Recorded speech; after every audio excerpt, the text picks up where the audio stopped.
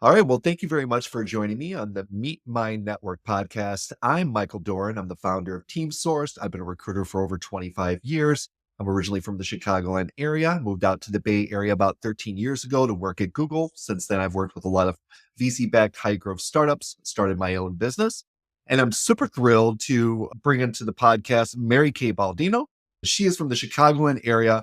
I have been aware of Mary Kay pretty much my entire career. There are names that you hear in like regional recruiting hubs and recruiting spaces. And Mary Kay was certainly one of those. So hi, Mary Kay. Welcome to the podcast. Hi.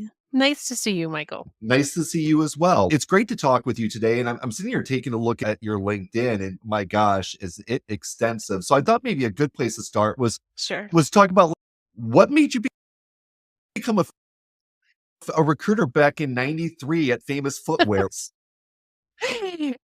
Well, honestly, I started working actually in recruiting even earlier than that. Oh, I really? worked full time while I was in college, Mm. and for freshman year, my career advisor was the head of the career center and was trying to advise me on how do you declare a major, how do I make sure I have enough credits over the years, and asked me what did I want to do when I graduated. I'm like, I'm a freshman. I've got 4 years to figure that out.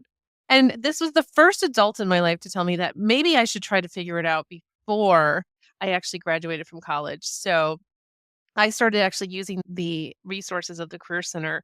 And since I already knew I was going to have to work my way through college, I decided I would try to narrow down my career choices. And I did. And the only thing that all of those things had in common was personnel. 'Cause back Ah, then, it was often not called HR. So I was 'cause that's doing, pre-staffing personnel, right? yeah, Yeah. personnel, Mm. pre staffing, pre HR, technology changes over the years.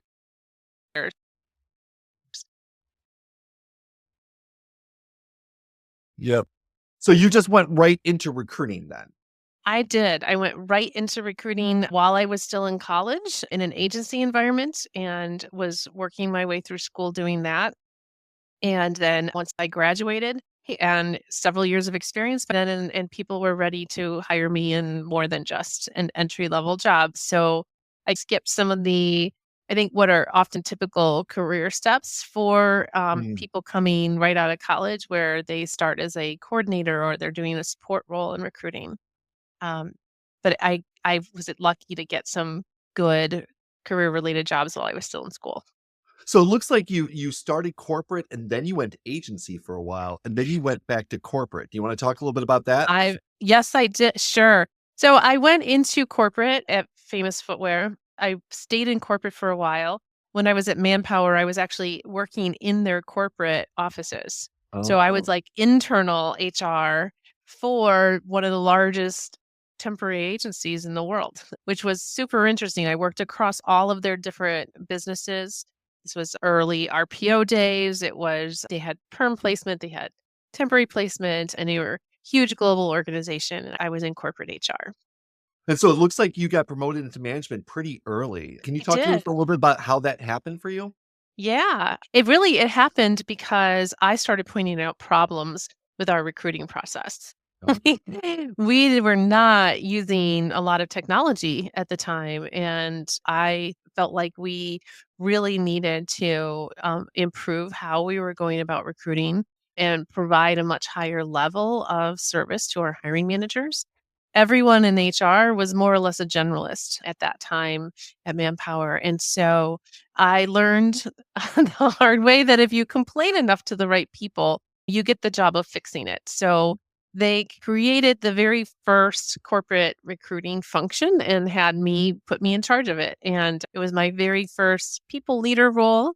And I had to quickly learn how to start a new function from scratch and how to lead people at the same time, which was a little intimidating, but I was really excited by that too. What would you say was the most surprising thing that you learned when you first became a recruiting leader? I think that the most surprising thing that I learned that I hadn't anticipated, I anticipated maybe some of the challenges of transitioning from an individual contributor to a people leader role. What I hadn't anticipated actually was how much I needed to actually focus on compensation and job architecture issues. ended up doing a lot more writing of job descriptions, job analysis work, and trying to figure out compensation levels in order to empower my team to be able to take an incoming requisition and have it make sense and have it be scoped correctly before it came into the recruiting process and managers were pressuring to say, I just got to get this position filled. I learned early that I needed to go upstream on those kind of issues. Oh, that makes a lot of sense. Was there a specific moment or a mentor that really significantly influenced your recruiting career? The person that I really remember that stuck out from my time at Manpower and who really gave me the opportunity to be in that role was their chief operating officer. He was responsible for HR, legal, a lot of corporate functions. And David really he believed that I was smart enough to figure things out. And he gave me a lot of latitude to come up with ideas and was also available to let me run those ideas past him, poke and push and advise me. But I never felt like he was ever squashing me or ever putting any of my ideas down. He would give me advice that would let me get to my own conclusions about which ideas were actually gonna work, so, Oh, that makes that sense. yeah. Well, was there a skill that you wish you had developed earlier in your career that you felt could have benefited you when a little bit later? Yeah, I was a liberal arts went to a liberal arts college, and I didn't take any business classes, and so I really it wasn't until I actually got into management that I really learned much about budgeting in a corporate environment. I didn't really learn basic financial management skills, how to put together a business case for things until I was already in a leadership role. I wish I'd had more either education or exposure to budgeting and financial planning earlier in my career. So it seems like you spent a good portion of your career in the insurance industry or Yes. segment. Was there a specific Yeah. reason for that, or was that something that you just fell into early and then you found that you just really enjoyed? I think I initially just fell into it, right? Sure. The right type of job, kind of job content wise, came along at the right time. And then I discovered that there was a lot of meaning in working in an industry. The US healthcare system is pretty broken. Mm. And I felt like I was able to try and hire smart people who had a mission to make it a little less broken, make the healthcare system more accessible or make people's dollars stretch further in a lot of cases. So and once you learn an industry, it's also very easy to then transition to another company in that industry and know how to make connections with senior leaders, know how to speak in their language, right? You understand enough about the key jobs and the key financial drivers of that business that you can have an impact very quickly. So I think that's also been part of it for me is that there's been this connection point in or around the insurance industry for a lot of my career. Gotcha. And so, what function, like looking back across all the recruiting you've done, is there a specific corporate function that you really enjoy recruiting for? I've always really enjoyed working with technology leaders. Okay. I like experimenting with technology myself. I've always been very interested in sort of the operations aspect of recruiting and things like building websites or looking at how you can optimize your technology to better support your processes. And so I think that interest in my within my own work kind of stretches into that same interest across the whole company and the business. So I've always enjoyed companies that were very data and technology driven, and that's been one of the common denominators across my career is looking for those kind of companies that are investing heavily in that kind of space. And now, even now, like I'm interested in companies that are experimenting with AI and other kinds of technology, big data kinds of Yeah. companies. Yeah. Yeah, absolutely. So, what are some of the biggest challenges that you feel are facing recruiting teams right now? I think one of them is the labor market continues to shift and change, and it's certainly shifted away from being a labor market that favors job seekers right now. I see a lot of TA teams being cut really cut to the bone. And so, how do you do more with less, right? You have to be really thoughtful and strategic, for example, about things like how long do you post a job for? Is it actually smart to leave it up for very long? Do you even bother posting every job?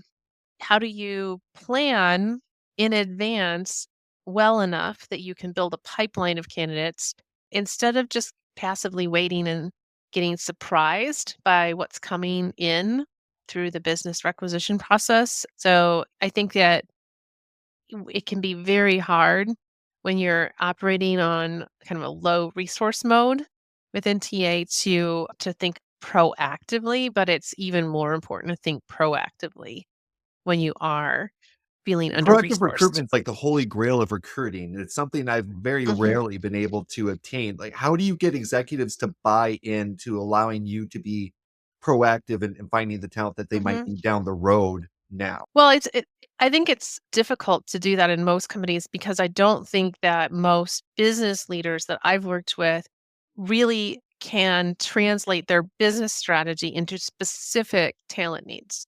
I've seen it happen in pockets, right? So there's this holy grail of having strategic workforce plans, Yeah. but I've never seen it happen holistically at any company that I've ever worked at. What Why do I've you think that is? I mean, these are very large, very Yeah. successful companies making a lot of money. And I've seen the Mhm. same thing where it's almost like they don't know what they need 9, 12, 18, 24 months down the road. That's right. Why Um, do you think that is? Yeah. So I think there's a couple of reasons. One, I think that there has historically been this approach of labor, talent is something that we can always buy more of, right? We will always be able to buy more of it. And if you look at historical trends, that b- has been pretty much true, right? Companies have, when they needed to, been able to go out and just buy more talent. Mm. But I think the demographic trends are gonna work against that kind of a approach over the next 20 years. We've got a shrinking labor force in a lot of countries. Right, and that's what they Yeah. keep saying, though we don't necessarily see that because of the disruption for the last few years. They're saying that the battle for talent is just gonna get more and more fierce from here, as especially as more baby boomers retire and things like that. Yeah, I mean, the demographics are working against having the same number of people. You don't have the same number of people coming into the workforce that you have exiting the workforce, right? So Yeah. just demographic shifts.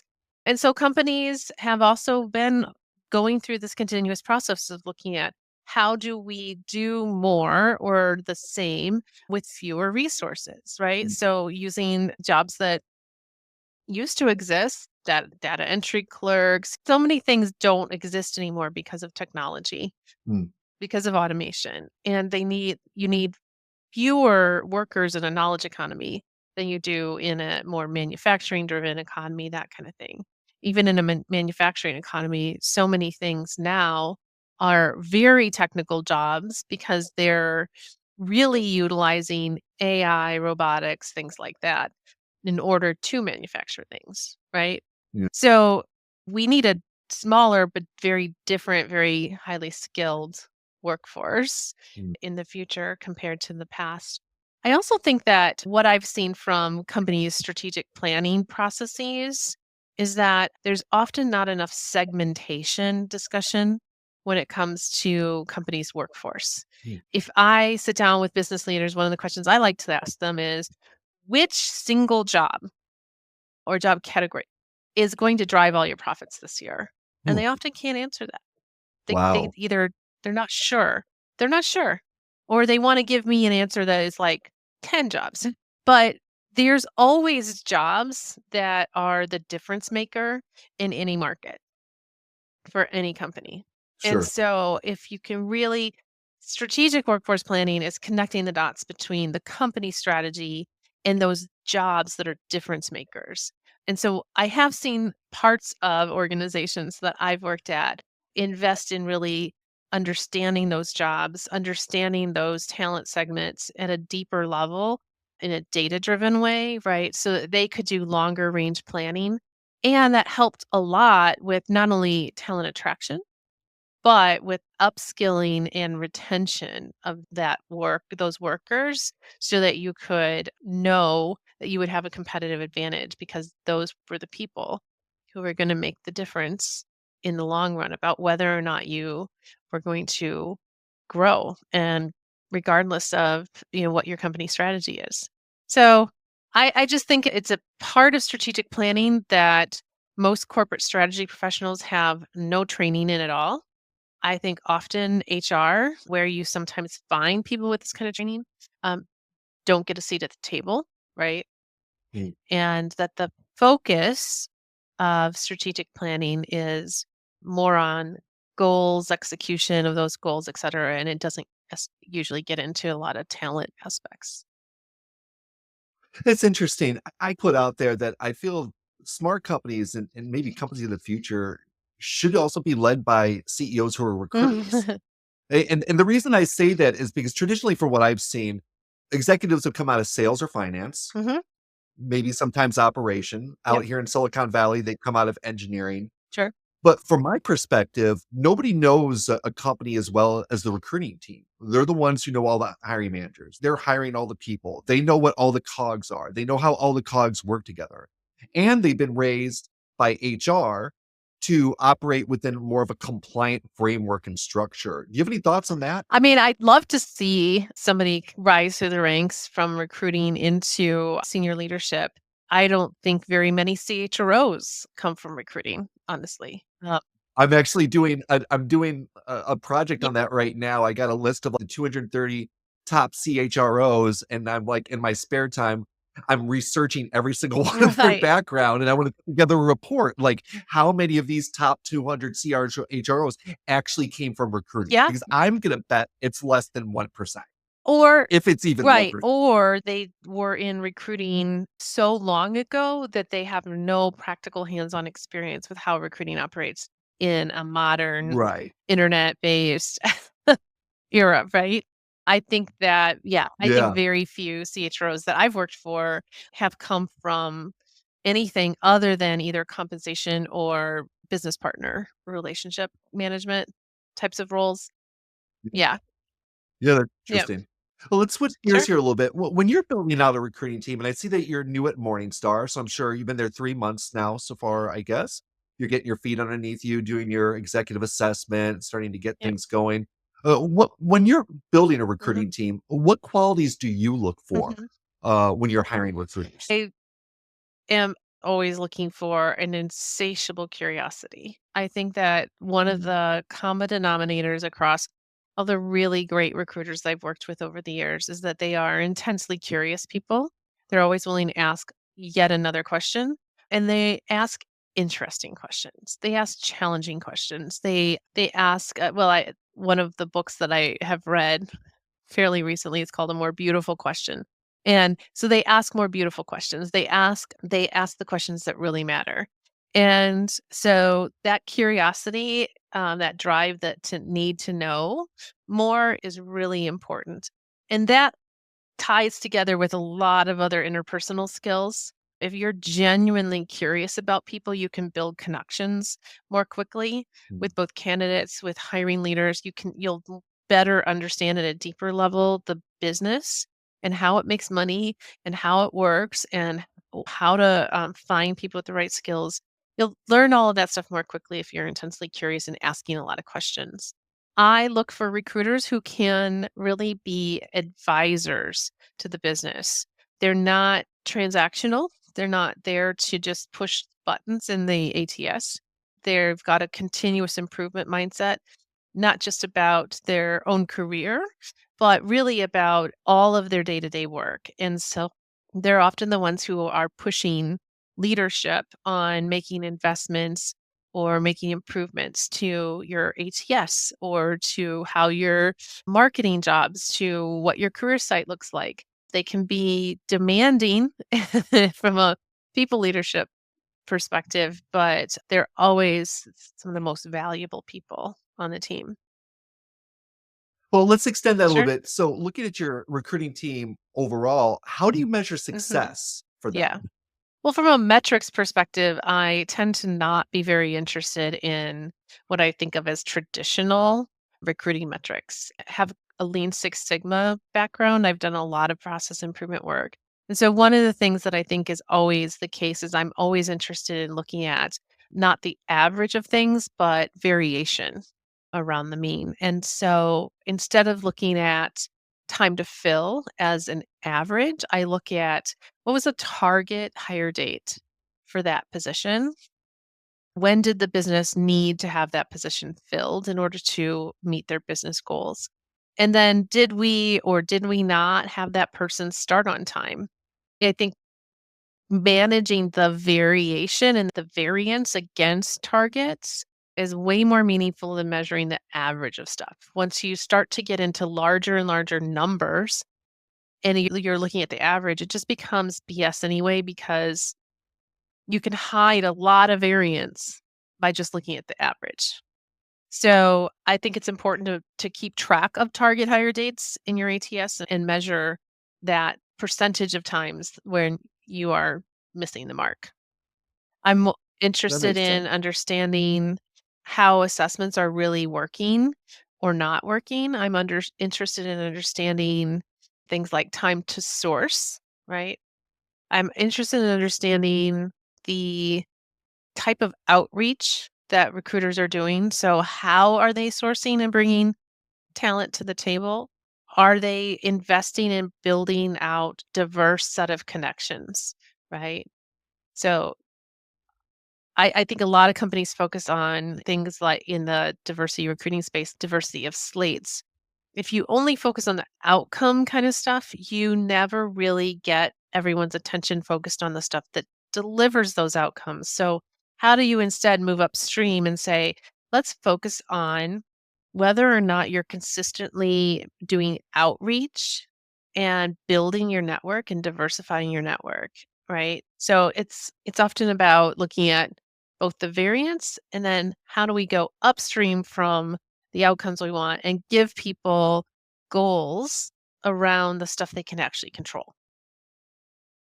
I wanted to run something by you. So, one thing that's been working really well for me for the last 4 or 5 years is actually doing all of my outreach as the company leaders that I'm supporting.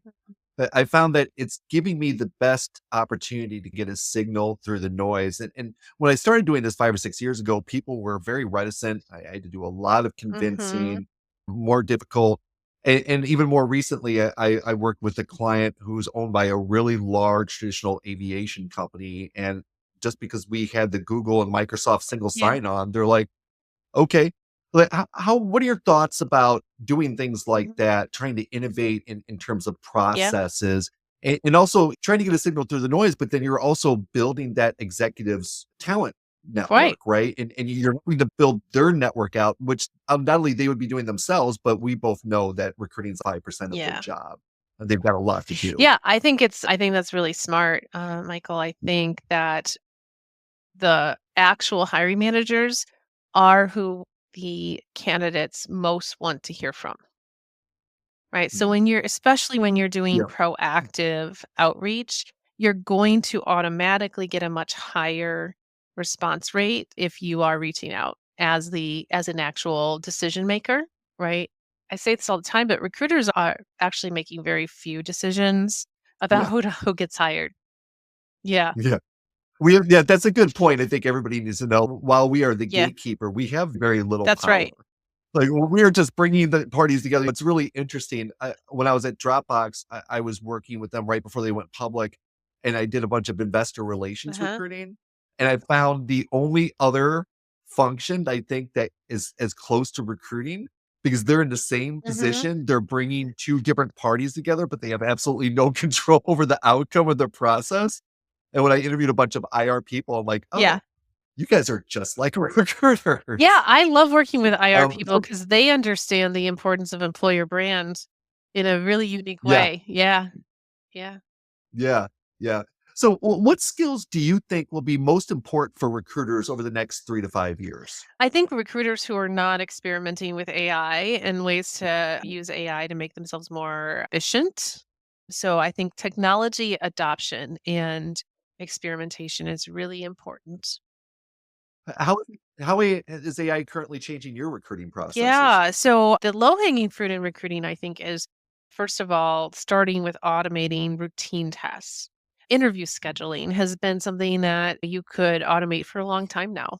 I don't understand why any company is still manually going in and setting up Outlook calendar invites and all of that kind of stuff. This has been an opportunity for AI and even that kind of thing for a long time. Using chatbots to reply to candidates, recruiters get a lot of very repetitive questions. Yeah. So why why not let a chatbot interact with candidates, right? Using AI to quickly sift through a database and help you surface content, including resume content and other kinds of content, really good use of AI, right? I like to use AI to create rough drafts of presentations and other kinds of documents because you can get something started really fast. Does not need you Yeah. good There's no such thing as a good first draft usually, so you let AI help you get started, and then once the ball is rolling, you'll find that you make progress on things, but having a bad first draft is okay. And so that's been a simple example. So those are really low level, low hanging fruit kinds of things. I don't actually believe that AI can do a better job writing job posting content or recruitment marketing content than people. But I do think it can proofread, and I do think it can go out and pull together examples. So if you're looking at, I need to market this job in this market, and here are the talent competitors that I'm going to be going and targeting their people. What AI can do is pull together a lot of research on the talent competitors, how they're advertising their roles, do a comparison for you of different companies' job postings for those roles, and summarize it a lot faster than doing it yourself. So I think that research phase, and let's face it, recruiting depends very heavily on research skills, can be sped up at least by using AI to do some of the grunt work of pulling things together. Yeah, I completely agree. I got together with a client who had turned me off, and then they were getting ready to grow, I think about the middle of last year. And I was meeting with one of their hiring managers, and they couldn't figure out the title. And I almost went back to my old way. Well, let me do some Uh-huh. research. I'll send you a follow-up email. And I was like, well, wait, why don't we just work with Chat GPT for a Right. minute and figure out some Yeah. titles? So I screen share and put the Yep. prompt in and choose the questions. And we sat there and looked at the titles, and we decided on the title we want. I put it into the intake Yeah. form, and well, done. Even And yeah, you can even ask ChatGPT or other AI tools to say, "Go out and tell me figure out which of these 3 or 4 different titles are gonna be the most effective in search engine results." You yeah, can pose a question like that, and it'll go right. test it out, come back to you with the data and say, "Looks like this one versus this one, and here's how they compare." Right? Mm. So, again, it's about asking a smarter question. It's about learning how to ask AI smarter questions and like think about that in your day-to-day work. Is this something that AI could help me do more efficiently? And all of those little things start adding up. I don't know why anybody still manually takes interview notes, for example, Mm. when you can get AI summaries. You still need to probably edit them, and you gotta always carefully review them, make sure they're accurate, but there is so much that you don't have to sit there and manually type in anymore. Well, I gotta tell you, I completely agree. When I went through a high volume period with this one client, like maybe about a year and a half ago, I was starting to get real burnt Yeah. out. But I pride myself on being able to type 90 to 100 words a minute. But I have my head down and I'm typing and I'm researching things and I'm not really engaged. And so when they came back and we started working again, I very quickly am like, I got to start using AI. And the good word of mouth and what I recommend to people is I worked with Otter, I worked with MetaView, and I worked with one other. And so I always had three different AI note takers going as I was trying to figure out which one I Uh-huh. liked and which one I don't. The answer is Otter. I prefer Otter. But what I found is that 90% of my stress was now gone from the Yeah. call.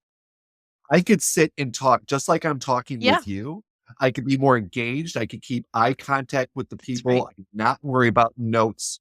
And also it took away 90% of the stress that I had previously. And all of a sudden I found I really love recruiting. I love talking to people. I love That's interviewing right. people because it has gotten rid of that hardcore manual input Mhm. component. And so I think that really illustrates part of the good of Mhm. AI. What concerns do you have about AI in recruiting? Yeah, I mean, I do think that you can't have that AI be a black box. It's Sure. just like those note taker things. You do have to monitor how is it summarizing this interview? Is it accurate? Is it fair? Is it a good reflection of the actual conversation? Things like that, right?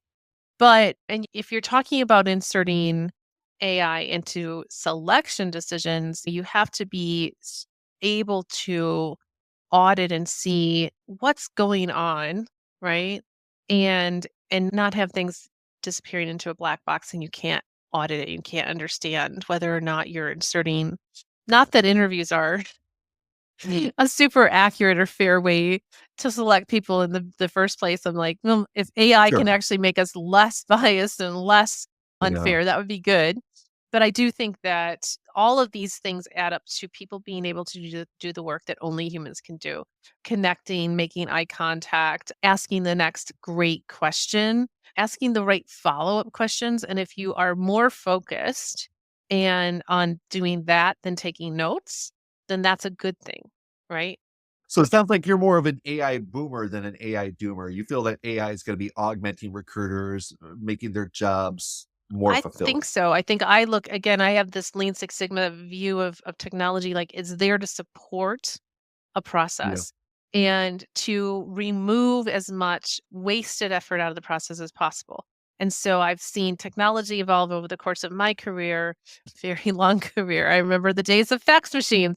And so I've just seen technology evolve in interesting ways where continues to strip away the things that take recruiters' attention away from building connection, building Yeah. relationships, adding value to the process, and that's only a good thing in my mind, and I don't think that AI is going to replace recruiters because I don't think AI is going to be able to replace human judgment and relationship building and connection.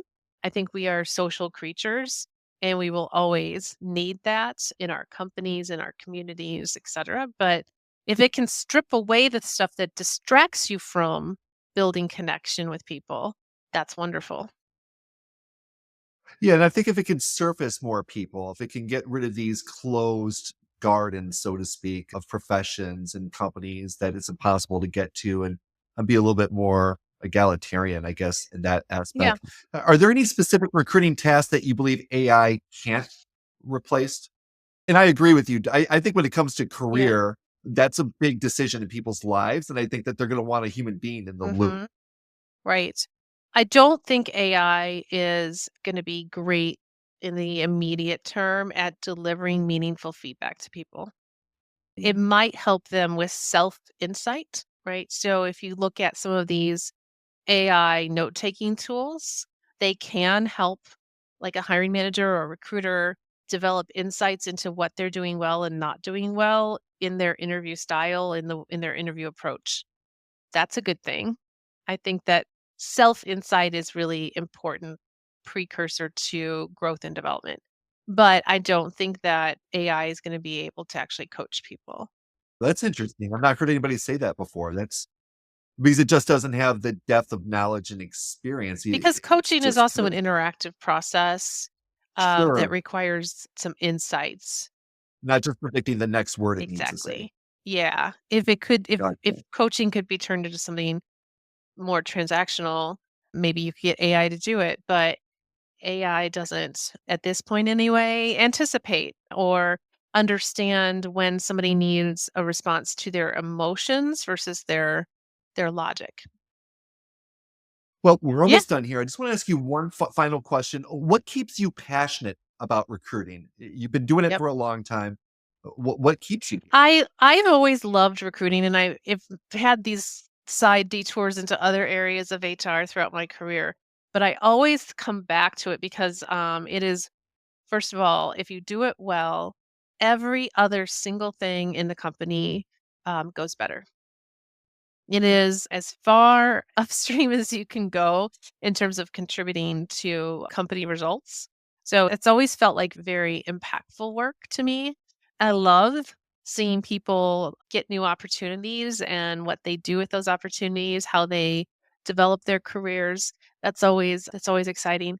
And I also think that unlike a lot of other areas of HR, recruiters and TA leaders, they spend more time thinking about the external marketplace than most of HR. Most of HR has a lot of stakeholders, no doubt about it, but those stakeholders are primarily internal stakeholders, hiring managers, executives, employees, right? And recruiting has far more stakeholders who are outside of the organization. And we have to be thinking about those stakeholders all the time. And I think that makes recruiting unique, effective. Yeah. Well, Mary Kay Baldino, obviously Yeah. wonderful conversation. It's thrilling to get to meet you. I was telling her before we started the podcast, I've been aware of her for years because I came from the Chicagoland area. I'm glad that we get to put a face to a name finally. You've given us So glad. yeah, you've given us a lot of insight here and shared a lot, and I just thank you for your time. So great meeting you. And it was a pleasure. Thanks so much. Thanks so much.